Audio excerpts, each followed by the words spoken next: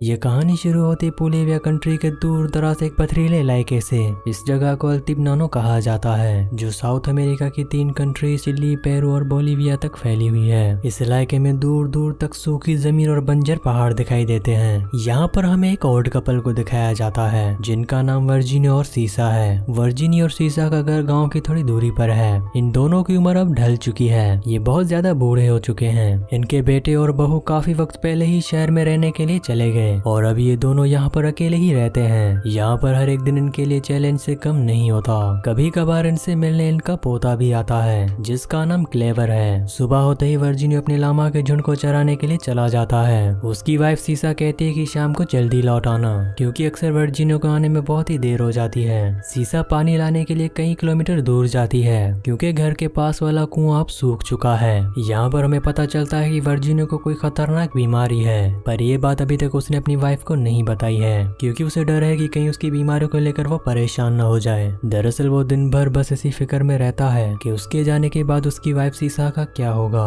उसके बाद वो यहाँ पर अकेले ही रह जाएगी। रात को सीसा उसे कहती है कि उसे पानी लेने के लिए दूर जाना पड़ता है, जो कि हर रोज उसके लिए बहुत ही मुश्किल होता जा रहा है। इस बात पर वर्जीनिया का कोई भी रिएक्शन नहीं आता, क्योंकि वो अपनी दूसरी सोचों में डूबा हुआ होता है। अब इसके बाद हर रोज यही सिलसिला चलता रहता है। वर्जीनिया को सुबह लामा लेकर निकल जाना और सीसा घर पर रहकर घर का ख्याल रखती है। उन्हें उम्मीद होती है कि इस बार बारिश जल्दी होगी, क्योंकि जमीन सूखती जा रही है और फसल उगाने का कोई रास्ता नजर नहीं आता। धूप इतनी तेज होती है कि मानो वो इंसान को जलाकर राख कर दे। वर्जीनिया हर गुजरते दिन के साथ थोड़ा थोड़ा मौत के करीब जा रहा होता है, पर वो ये जरूरी नहीं समझता कि ये बात सीसा को बताई जाए। आज वो खाना भी नहीं खाता। सीसा उससे इसकी वजह पूछती है, लेकिन वो कोई जवाब नहीं देता। वो किसी बहाने से उसकी बात काट देता है। अगले दिन सुबह वो देखता है कि सीसा खेतों में बीज लगा रही है। उसे उम्मीद होती है कि बारिश जल्द होगी। वर्जीनिया उसके गोद में सर रखकर वहीं लेट जाता है, जो कि अंदर से पूरी तरह टूट चुका है। उसके लिए मुश्किलें चट्टान से भी मजबूत खड़ी है, जो हिलने का नाम भी नहीं ले रही। सीसा अपने हाथों में बाल्टी लेकर तेज धूप में गांव की तरफ निकल पड़ती है, क्योंकि उसके घर में पानी की एक बूंद भी नहीं है। वो किसी तरह गाँव पहुँचती है। थोड़ी देर नल चलता है, लेकिन पानी की एक बूंद भी नहीं निकलती।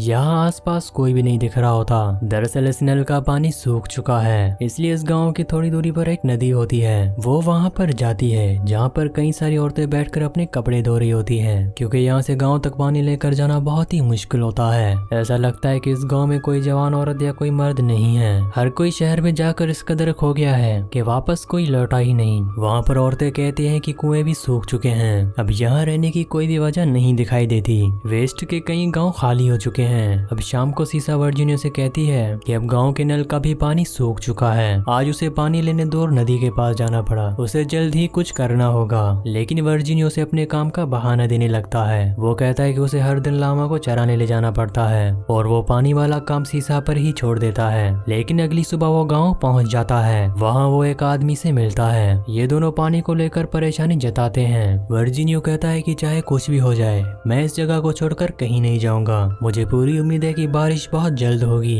अब अगले दिन हम देखते हैं कि उनका पोता क्लेवर शहर से लौट कर आता है, लेकिन आज भी उनके मॉम डैड साथ नहीं होते। दरअसल उसका रिश्ता अपने फादर से कुछ अच्छा नहीं होता, लेकिन वो वर्जीनिया और सीसा से बहुत ही प्यार करता है। शाम को जब वर्जीनिया वापस आता है, तो वो क्लेवर को यहाँ देखकर जरा सा भी खुश नहीं होता। दरअसल वो खुश तो बहुत होता है। वो ये दिखाना चाहता है कि उसके बिना भी सब कुछ यहाँ पर ठीक चल रहा है। अगली सुबह वो वर्जीनिया के साथ निकल जाता है। क्लेवर जब वर्जीनिया को खांसते हुए देखता है, तो वो पूछता है कि आपकी तबीयत तो ठीक है ना, लेकिन वर्जीनिया क्लेवर को भी कुछ नहीं बताता। इसके बाद हम देखते हैं कि इन दोनों जनरेशन में कितना बड़ा गैप है। इनके कपड़ों से लेकर बोलचाल तक ये पूरी तरह से अलग होते हैं। क्लेवर अपना फोन निकाल कर बैठ जाता है। वर्जीनिया उसे अपने थैले से सूखी हुई ब्रेड निकाल कर खाने को देता है। ये देखकर क्लेवर को बहुत ही दुख होता है कि उसके दादाजी यहाँ इस वीरान में पूरा दिन एक सूखी ब्रेड खाकर गुजार देते हैं। उसे एहसास होता है कि शहरों में खाने के लिए हर चीज तो मौजूद है, लेकिन फिर भी वो खुश नहीं है। अब उसका ध्यान फोन से पूरी तरह भटक चुका है। वर्जीनिया उसे गीत के बारे में बताता है कि जब वो बूढ़ा होने लगे और अब उसे इस बात का एहसास हो जाए कि अब वो शिकार नहीं कर सकता,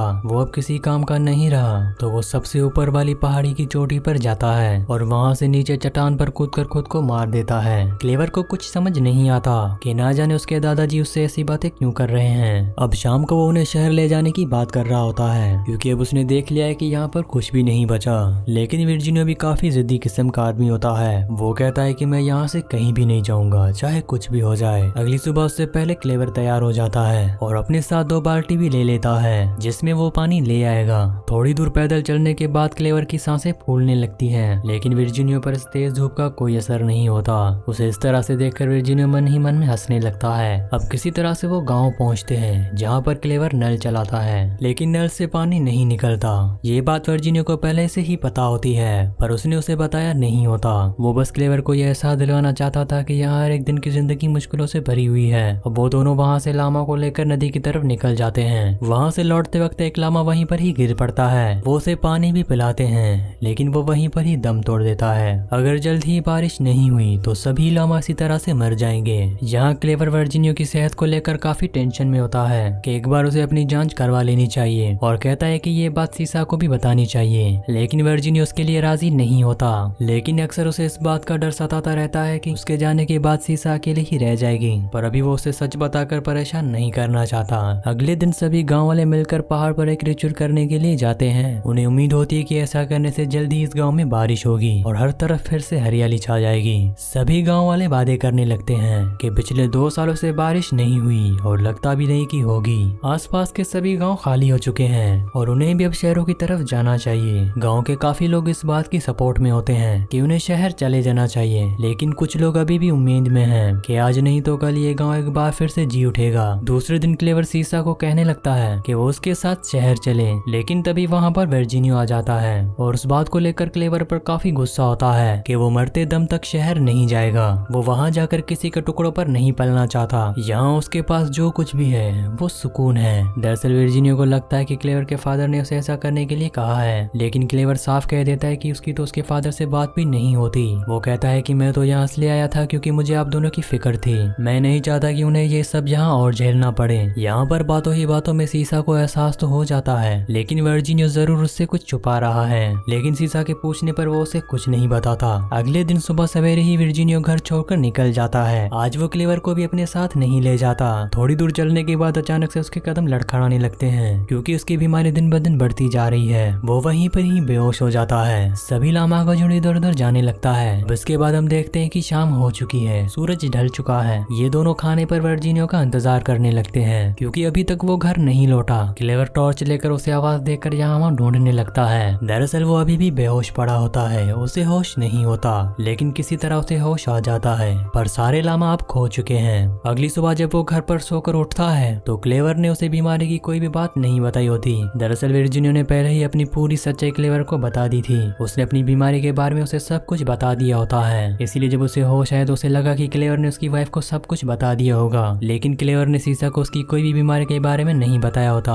वो चाहता है कि ये बात वर्जीनिया सीसा को खुद बताए, लेकिन आखिरकार वो अपनी बीमारी के बारे में उसे बता देता है। वो कहता है कि मेरी बीमारी बहुत खतरनाक है, मेरी सांसें कब रुक जाए मुझे पता नहीं। ये सुनकर वो बहुत ही रोने लगती है। वो कहती है कि इतने दिनों तक इतनी बड़ी बीमारी को उससे छुपाए रखा। क्लेवर बाहर खड़ा होकर ये सब कुछ सुन रहा होता है। थोड़ी देर बाद वर्जीनिया खांसते हुए एक बार फिर से लामा को ढूंढने के लिए निकल जाता है। ये देखकर क्लेवर की आंखों से आंसू निकल जाते हैं कि वो कितना जिद्दी है, सुनने के लिए भी तैयार नहीं है कि फिलहाल उसे रेस्ट की जरूरत है। वो अपने दादा को इस हालत में नहीं देख पा रहा होता। दादी क्लेवर के साथ होती है, लेकिन वो भी वर्जीनिया के आगे मजबूर है। शायद उसके जिद्दी होने की वजह ये है कि उसका इकलौता बेटा इतने साल में उनसे एक बार भी मिलने नहीं आया। वो चलते चलते उस गाँव तक पहुँच जाता है जहाँ के उजड़े घर साफ साफ बता रहे होते हैं कि यहाँ अब कुछ भी नहीं बचा। सभी गाँव वाले शहरों में रहने चले गए और सीसा ने जो बीज लगाए थे उनमें भी अब उम्मीद नहीं दिखाई देती, क्योंकि उसे पता है कि बिना पानी के फसल कैसे उगेगी। अगले दिन क्लेवर और वर्जीनिया में बहुत ही बहस होने लगती है। वो उससे कहता है कि आपको शहर चलकर इलाज करवाना चाहिए, क्योंकि अगर उसे यहाँ कुछ हो गया तो सीसा अकेली रह जाएगी। लेकिन वर्जीनिया कहता है कि वो सीसा को भी अपने साथ ले जाएगा, वो यहाँ अकेली नहीं रहेगी। वो शुरुआत से ही शहर में रहने के खिलाफ है। वर्जीनिया उसे काफी खड़ी खोटी सुनाता है और उसे यहाँ से निकल जाने को कहता है। इस बात से क्लेवर अपना सामान पैक करता है और यहाँ से निकल जाता है। क्लेवर के जाने से सीसा को बहुत ही दुख होता है। वो वर्जीनिया को बहुत कुछ सुनाती है। वो कहती है कि क्लेवर तो बस उनकी मदद करना चाहता है, इसमें उसका अपना कोई मतलब नहीं है। लेकिन वर्जीनिया कहता है कि वो भी बिल्कुल अपने बाप की तरह है, पर सीसू उसकी एक बात भी नहीं सुनती।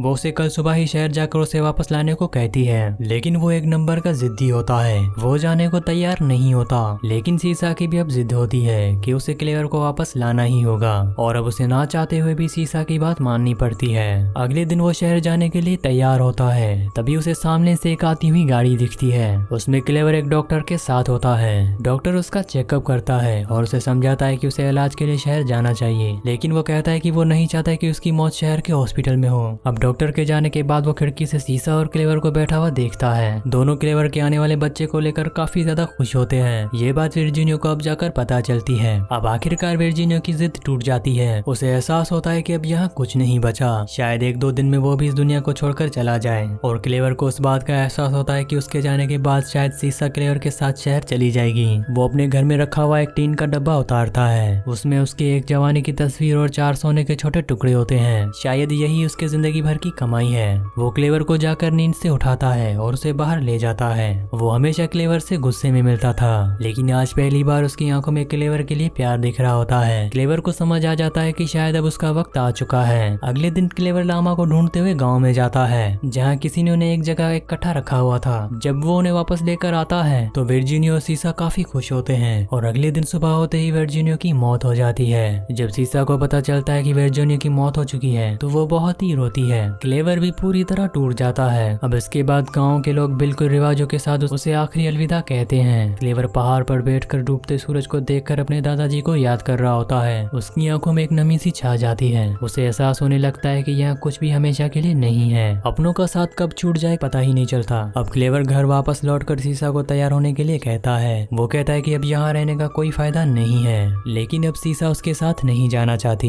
क्योंकि वर्जीनियो भी यही चाहता था। ये कहते हुए वो क्लेवर के गले लग जाती है। सीसा अपना सिला हुआ स्वेटर क्लेवर के होने वाले बच्चे के लिए देती है, लेकिन कहीं ना कहीं अब क्लेवर को भी एहसास हो चुका है कि चाहे वो कुछ भी कर ले, लेकिन सीसा उसके साथ शहर नहीं जाएगी। लेकिन वो डिसाइड करता है कि वो सीसा से कभी कभी मिलने आया करेगा। उसी शाम हम देखते हैं कि बादल घिर जाते हैं, किसी भी वक्त बारिश हो सकती है। आखिरी सीन में हम सीसा को लामास को चराते हुए देखते हैं। इसी सीन के साथ इस सैड स्टोरी का एंड हो जाता है। नेक्स्ट मूवी आप कौन सी देखना चाहते हो मुझे कमेंट्स में लाजमी बताना। और अगर आपको ये वीडियो पसंद आई हो तो प्लीज हमारे वीडियो को लाइक और चैनल को सब्सक्राइब लाजमी से कर देना।